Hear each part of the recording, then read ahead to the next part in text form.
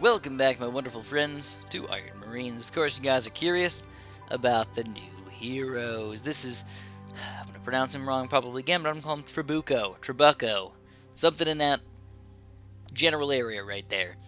So if you click on him, Something to shoot at. Something to shoot at. Something to shoot at. you don't get to hear all the different things he says. He's basically like a Sylvester Stallone. He talks about the Expendables and a bunch of other random stuff like that. He's sort of just an all-out machine gunning king type of guy. He's actually not even a machine gunner. He's a shotgun guy. Shotgun slash laser shot. So he's $5, so he is pretty darn pricey, right? I think he's up there in the higher tier heroes, right? Not the most expensive, but in the higher tier. Now it looks like there's still 3 random heroes that they still want to make eventually. So we'll see if those guys end up being any better. But let's talk about his upgrades really quick. So the first shot is, or the first upgrade is basically he switches between 2 different shots. He either has a shotgun shot or a laser shot. And of course I'm going to show these in a game in just a little bit. If you guys want to skip to that, feel free. But I want to explain everything to make sure you guys understand what kind of hero you're getting into. So what he has is he has 2 different shots, the shotgun shot and the laser shot. The laser shot does a really good job at killing single units, and the shotgun shot kills multiple units. If I had to say which one was better, I would definitely say the freaking shotgun shot. I don't use it all the time because, of course, each one has their own uses. Laser is better against like bosses and kind of more hardcore single units, and the shotgun's obviously better against grouped units. The cool thing about the shotgun is it also slows guys down on top of doing group damage. So it's a great way to help yourself kind of micro or micro out of certain situations and stuff like that, and obviously do some mega damage. Now, one thing about the shotgun is you actually have to use it in a very specific way. You have to you can't be in the middle of all the guys. You have to be on one side of all the guys, so you shoot into a giant spray of bullets. If you kind of go in the middle, then you're going to be shooting in all different directions. It's actually not going to be good. So you have to be sort of, I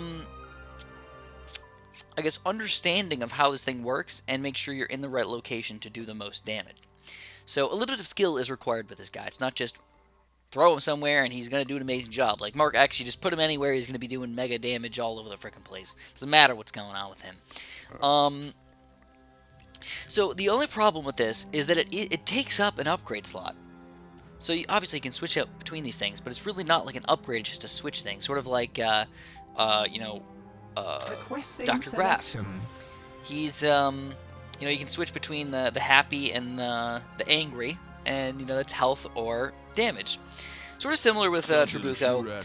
So it takes away a slot, so the other one must be really freaking good. Like, this thing must be really good, right? Well, not so much. I found that this upgrade is not all that effective. It's okay, don't get me wrong, but it's not as overpowered as I thought it should be. I felt like it should have been some sort of super shotgun blast, like everything in the near vicinity gets destroyed or something like that. That would make sense.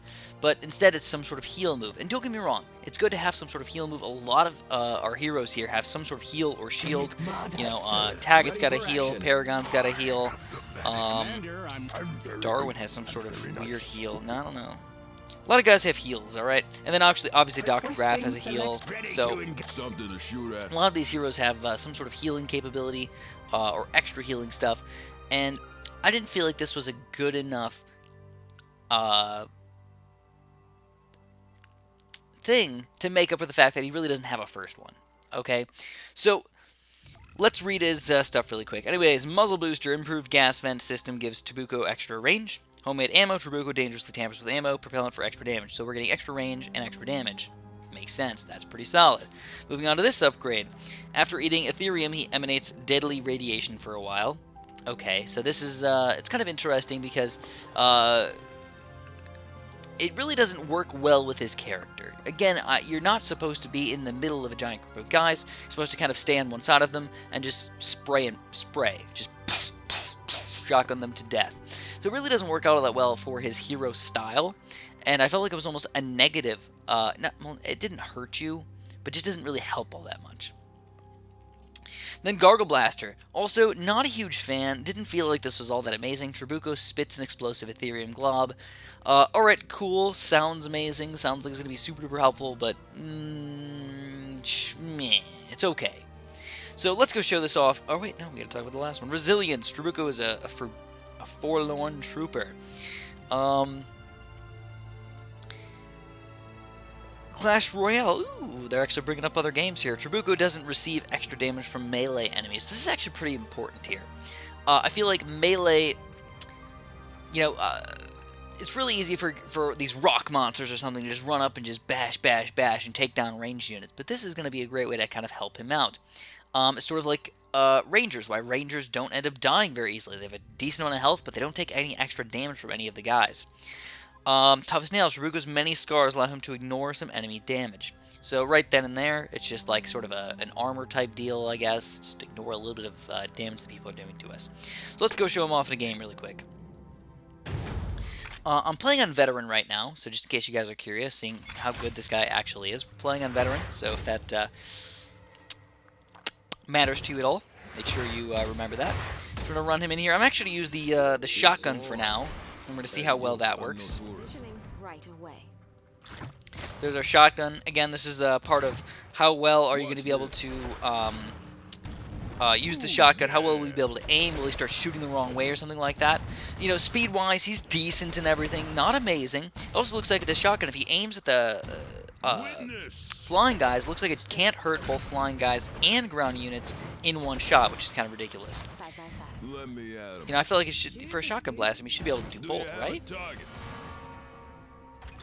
So one thing that I did find out is that a turret plus Trabuco shotgun blast ends up working out really, really well. Because basically one shotgun blast usually hurts guys down to a very low amount of health, and the turret, or like an extra set of Marines or something like that, is just going to finish them off. So again, the shotgun blast seems to be doing a better job. You know, if you guys remember my other video with Gu Ying, she was actually doing a little bit better job of taking these guys down a little bit faster. So let's show off his laser blast really quick to show how much damage he does against a single unit. Obviously, we're insta-killing these lower level guys, and he shoots pretty reasonably fast as well. But against really, really strong units, he doesn't do all that much damage. In fact, I found that the laser was a little bit on the weak side, actually. I feel like the shotgun can do a lot more damage than the laser shot. Especially on levels like this. Like, this is a level where you're rarely going to ever fight some really, really strong guys. So you really don't even need a good laser cannon. You know, I wouldn't even switch to that very often at all. And then against buildings, it's not like it does no damage, but you'd want it to, like, cut through this thing, just like, pow, pow, pow, destroy it, but it's not at all. Anyways, I think we lost our snipers. Yeah, we lost them. So just like Gu Ying, I'm just going to run him in here really quick and use some of his upgrades really quick just to show him off a little bit. I actually need to get hurt a little bit. You can tell he has a lot of health. That's the main thing, is he's tanky as crap. Very difficult to kill this guy. So let's use our shotgun. This is my boomstick. Just a little bit. I'm going to... looks like I think they shoot at the exact same speed. I think the laser and the shotgun shoot the same speed, which, I don't know, I don't think it matters all that much, but just something to note. So he's finally getting down to the nitty-gritty. Let's use our thing. Right when he's about 50% health, he eats that thing, and he regenerates about 50% of his health or so. You can see that the nuclear thing around him really doesn't last all that long. It's like, what, 3 seconds or something like that? So not super duper powerful. And honestly, just schmur. He's actually going to end up getting pretty darn close to dying right now. If you don't have the shotgun in the exact right location, it's not going to do mega damage. Again, this is the skill part I'm talking about. You gotta use a very skilled way, and I'm not even saying that I'm skilled, okay? I want to point that out really quick. I don't think I'm all that skilled, actually. So when I pick him up, it looks like he's going to just about... oh, you know what? We get our sweet treat right on back.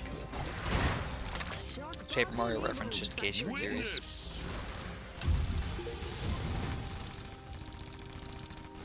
Okay, so there's Trabuco.